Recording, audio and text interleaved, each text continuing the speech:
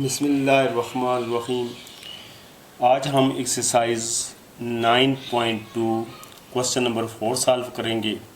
Show that point A B and C are the vertex of a scalene triangle. इसी question के साथ 3 point और भी दिए हुए हैं, उनमें भी आपने इसी तरह स्केलेन ट्राइंगल के वर्टेक्स मालूम करने हैं, यानी 2 पार्ट हैं। एक पार्ट में ये 3 पॉइंट दिए हुए हैं और दूसरे पार्ट के लिए भी 3 पॉइंट दिए हुए हैं। आपकी बुक में एक ही क्वेश्चन के अंदर उन्होंने दोनों पार्ट दे दिए हैं, आपने बारी बारी उनको सॉल्व करना है। एक पार्ट मैं आपके सामने सॉल्व कर देता हूँ और दूसरा पार्ट आपने उस पर ट्राई करनी है। इसमें ये कह रहा है कि ये हमारे पास तीनों जो पॉइंट हैं, ये आपने शो करना है कि ये स्केलेन ट्राइंगल के वर्टेक्स हैं। अब ये जानना ज़रूरी है कि स्केलेन ट्राइंगल क्या चीज़ होती है। तो स्केलेन ट्राइंगल ऐसी ट्राइंगल होती है जिसकी तीनों साइडें जो हैं, तीनों साइडों की मेजरमेंट आपस में बराबर नहीं होती, यानी तीनों जो साइडें होती हैं उनकी मेजरमेंट डिफरेंट होती है। तो अब हम इसमें तीनों पॉइंट का यानी ए बी सी और ए सी तीनों साइडों का डिस्टेंस मालूम करेंगे।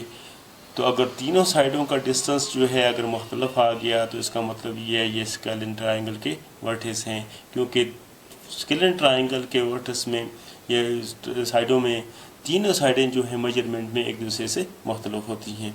तो आइए देखते हैं ये सॉल्व करके कि ये तीनों जो पॉइंट हैं ये स्केलेन ट्राइंगल के वर्टेक्स हैं। Show solution.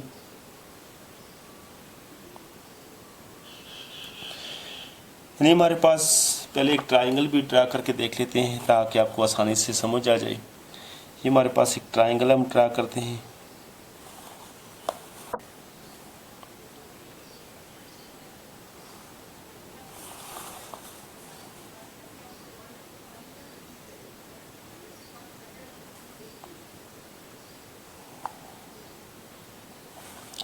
ये आपको एक ऐसी ट्राइंगल नज़र आती है जिसमें ये तीनों साइडें आपस में बराबर नहीं है। ए बी सी, यानी ए बी सी और ए सी तीनों साइडें आपस में डिफरेंट हैं, इनके आपस में मेजरमेंट में ये मुख्तलिफ हैं।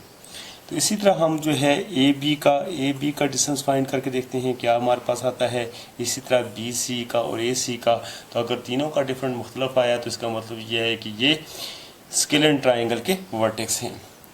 तो सबसे पहले हम डिस्टेंस फाइंड करेंगे ए बी के दरमियान। ए बी साइड का डिस्टेंस फाइंड करेंगे और ए पॉइंट है हमारे पास 1 2 और बी पॉइंट है हमारे पास 3 4। डिस्टेंस हम डिस्टेंस फार्मूले की मदद से सॉल्व करेंगे। तो उसके लिए ये हमारे पास x1 है, ये x2 है, ये y1 है, ये y2 है। हम इसको यहाँ लिखेंगे x1 = 1, x2 = 3 और y1 = 2, y2 = 4। तो डिस्टेंस फार्मूला यूज़ करेंगे d = x2 minus x1 whole square plus y2 minus y1 whole square। A B का डिस्टेंस फाइंड करना है तो हम यहाँ लिखेंगे ए बी एब्सोल्यूट = और फार्मूले में जो है इसकी वैल्यू पुट करेंगे।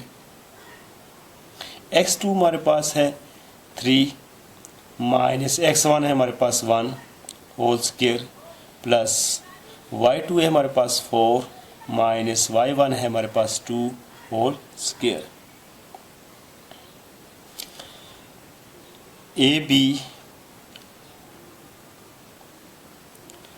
सबसे पहले हम ब्रैकेट्स के अंदर जो काम हो रहा है उसको सॉल्व करके नए स्टेप में लिखेंगे। 3 में से 1 को सेपरेट करेंगे, ये हमारे पास 2 आ जाएगा, 2 का स्क्वायर प्लस 4 में से 2 को सेपरेट करेंगे तो ये हमारे पास आ जाएगा 2 का स्क्वायर। ए बी 2 का स्क्वायर लेंगे तो ये हमारे पास आ जाता है 4, 2 का स्क्वायर लेंगे तो यहाँ आ जाता है 4। अब इस स्टेप में इन दोनों को हम ऐड करेंगे। ए बी 4 + 4 तो ये हमारे पास आ जाएगा 8। अब 8 को हम इस तरीके से भी लिख सकते हैं, यानी ये हमारे पास 4 × 2। जैसा कि आप देख रहे हैं कि 4 का स्क्वायर रूट हमें मालूम है वो है 2, जबकि 2 का 2 परफेक्ट स्क्वायर रूट नहीं है, तो लिहाजा हम इसको इस तरह भी लिख सकते हैं 4 का स्क्वायर रूट 2 है तो ये तो सॉल्व हो गया, और 2 का स्क्वायर रूट नहीं है तो उस 2 को स्क्वायर रूट के अंदर ही लिखेंगे। तो ये इस तरह हमारे पास ये ए बी का डिस्टेंस हमने निकाल लिया। अब हम बी सी का डिस्टेंस मालूम करेंगे। बी सी, बी पॉइंट है हमारे पास 3 4 और सी पॉइंट है हमारे पास 0 -1। इसका डिस्टेंस फाइंड करने के लिए ये हमारे पास x1 है, ये x2 है, ये y1 है, ये y2 है, तो हम इनको लिख लेते हैं। x1 = 3, x2 = 0, y1 = 4, y2 = -1। Distance formula हमारे पास जो है वो इस तरह है, x2 - x1 whole square plus y2 - y1 whole square. तो अब इनमें इसकी वैल्यू पुट करेंगे। डिस्टेंस हमने फाइंड करना है BC का, तो BC को लिखेंगे BC एब्सोल्यूट वैल्यू = x2 हमारे पास है 0 -x1 है हमारे पास 3 होल स्क्वायर प्लस y2 है हमारे पास -1, माइनस ये फार्मूले का माइनस लगाया है, और y1 है हमारे पास 4 होल स्क्वायर। अब हम देख रहे हैं कि ब्रैकेट्स के अंदर जो काम सॉल्व हो रहा है, सबसे पहले उसको सॉल्व करके नेक्स्ट स्टेप में लिखेंगे। सॉल्व यहाँ करते हैं, लिखेंगे उसको नेक्स्ट स्टेप में। ये देखें 0 और -3, तो ये -3 रहेगा। कोई फ़र्क नहीं पड़ता कि 0 को 3 में ऐड करें या सब्ट्रैक्ट करें। इसी तरह ये हमारे पास आगे प्लस का साइन आपने उसी तरह लिखना है। ब्रैकेट्स में अंदर -1 और -4, ये हमारे पास -5 आ जाएगा, और ये हमारे पास होल स्क्वायर। BC, अब आप देख रहे हैं कि आपको दोनों पर स्क्वायर नज़र आ रहा है, तो अब स्क्वायर को सॉल्व करेंगे। ये माइनस इग्नोर हो जाएगा क्योंकि इसकी पावर 2 है। अगर यहाँ पावर 3 होता तो ये माइनस उसी तरह लिखा जाता। तो 3 की पावर 2 है तो ये हमारे पास आ जाएगा 9, आगे प्लस का साइन, और 5 की पावर 2 है तो ये हमारे पास, क्योंकि ये माइनस इग्नोर हो जाएगा, 5 की पावर 2 है तो ये 25। BC, अब हम देख रहे हैं कि ये दोनों ऐड हो रहे हैं, तो नेक्स्ट स्टेप में इन दोनों को ऐड करके लिखेंगे, तो ये हमारे पास आ जाएगा 36 जो है उसका परफेक्ट स्क्वायर रूट जो है हमारे पास 6 है, 6। तो BC जो है हमारे पास 6 आ गया है। इसी तरह अब हम AC जो है तीसरी साइड को मालूम करेंगे, यानी AC साइड हमारे पास क्या आ रही है, AC साइड। AC साइड को मालूम करेंगे।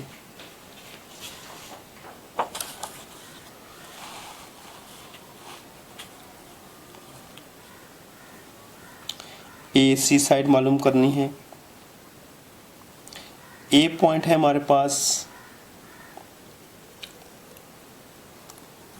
A पॉइंट हमारे पास है जी 1 2 1 2, और C पॉइंट है हमारे पास 0 -1।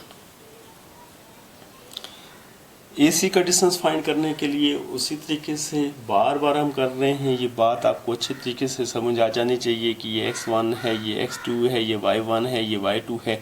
हम लिखेंगे x1, ये देखें ये x1 है, यानी इस पेयर का पहला एलिमेंट्स x1, और इस पेयर का ये पहला नंबर जो है x2। इसी तरह इस पेयर का ये सेकंड एलिमेंट्स y1 = 2 और y2 = -1। डिस्टेंस फार्मूला यूज़ करेंगे। डिस्टेंस फार्मूला हमारे पास कुछ इस तरह है, √x2 - x1 whole square plus y2 - y1 whole square.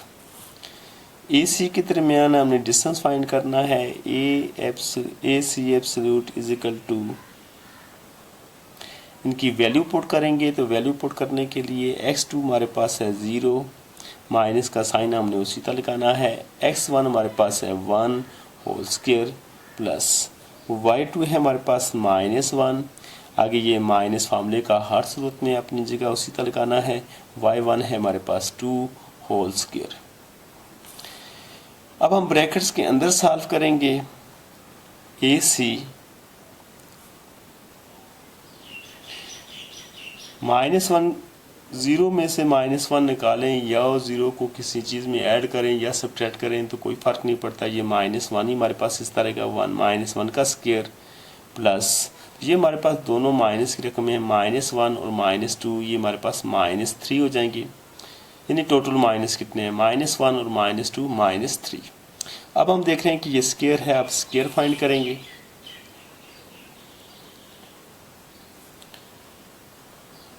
अब -1 का स्क्वायर है तो ये माइनस इग्नोर हो जाएगा, इसको इग्नोर करेंगे, नहीं लिखेंगे। 1 का स्क्वायर जो है हमारे पास 1 आता है, आगे ये प्लस का साइन, और इस माइनस को भी इग्नोर करेंगे क्योंकि 3 की पावर 2 है। 3 की पावर 2 हो तो ये हमारे पास 9 आता है। और AC जो है इस तरह हमारे पास √10। तो √10 यानी 10 की वैल्यू जो स्क्वायर रूट हम नहीं फाइंड कर सकते, परफेक्ट स्क्वायर रूट नहीं है। तो आपने देखा कि हमने AC फाइंड किया, BC फाइंड किया और CA फाइंड किया, तो तीनों के आंसर जो है डिफरेंट आ रहे थे। जैसे ये हमारे पास हम कह सकते हैं कि AB हमने फाइंड किया जो इक्वल नहीं था BC के और इक्वल नहीं था इसके AC का, यानी AB not equal to BC not equal to AC। तो इससे साबित होता है कि ये हमारे पास क्या है, इट इज स्केलन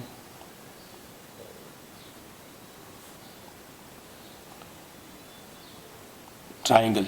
ये बात इसलिए आपको क्वेश्चन में शुरू में बता दी जाती है कि हम तीनों साइडों के जो स्केलन ट्राइंगल को समझना है कि उसकी तीनों साइडों आपस में जो है इक्वल नहीं होती, उनकी जो मेजरमेंट है वो तीनों की आपस में मुख्तलिफ होती है।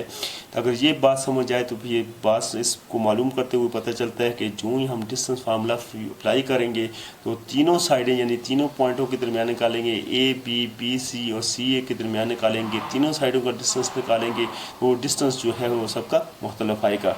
तो ये मुख्तलिफ आएगा तो फिर इससे साबित होता है कि ये स्केलन ट्राइंगल के वर्टेक्स हैं। तो अगर ये ना पता हो कि स्केलन ट्राइंगल कैसी होती है तो फिर लास्ट में आप ये बात शो करते हुए मिस करेंगे तो आपके नंबर कम आएंगे, क्योंकि क्वेश्चन में सबसे पहली बात ये कह रहा है कि आपने vertex of a scalene triangle, यानी ये स्केलन ट्राइंगल के वर्टेक्स हैं। तो ये इस बात को डिस्टेंस तो आप सारे क्वेश्चनों में उसी तरीके से फाइंड करते आ रहे हैं। अब अच्छे तरीके से समझ भी आ गया होगा कि दो पॉइंटों के दरमियान डिस्टेंस किस तरह फाइंड करना है, लेकिन हर क्वेश्चन की बात को समझना है कि वो आपको असल में क्या कह रहा है। तो इसी तरह इस क्वेश्चन में मज़ीद और भी जो पॉइंट साथ दिए हुए थे आप उनको, यानी ए पॉइंट दिया हुआ है -4 -1, और एक ही क्वेश्चन में वो 2 दिए हुए हैं तो बच्चों को थोड़ा सी उलझन होती है कि ये क्या, ऊपर भी पॉइंट दिए हुए हैं 3, नीचे भी दिए हुए हैं। तो ये 2 पार्ट हैं, आपने ऊपर वाले 3 पॉइंटों को मिलाकर आपने इसे साबित किया, जैसे मैंने आपको प्रूव करके बताया, शो करके बताया। इसी तरह नीचे वाले भी 3 पॉइंट हैं, इन तीनों पॉइंटों पर आपने प्रैक्टिस करनी है, परेशान नहीं होना। वो एक ही क्वेश्चन में 2 पार्ट दिए हुए हैं, उनको दोनों को अलग अलग सॉल्व करना है, एक ही में सॉल्व नहीं हो सकते, उनको दोनों को अलग अलग सॉल्व करना है। तो बहुत सारे बच्चे जो हैं इस चीज़ में उलझन होते हैं कि ये क्या, यहाँ तो 3 पॉइंट ऊपर भी दिए हुए हैं, 3 पॉइंट नीचे भी दिए हुए हैं। तो वो एक क्वेश्चन के 2 हिस्से हैं, एक पर भी आपने स्केलन ट्राइंगल के वर्टेक्स को शो करना है और दूसरे 3 पॉइंटों पर भी आपने ऐसा ही काम करना है। उम्मीद है कि आपको इस वीडियो की समझ आ गई होगी। अगर आपको समझ आई है तो इसको सब्सक्राइब ज़रूर करें, लाइक और शेयर भी करें, और अपने जैसे दोस्तों को जो आपके साथ पढ़ रहे हैं या इससे जो फ़ायदा उठा सकते हैं उनको ज़रूर बताएं।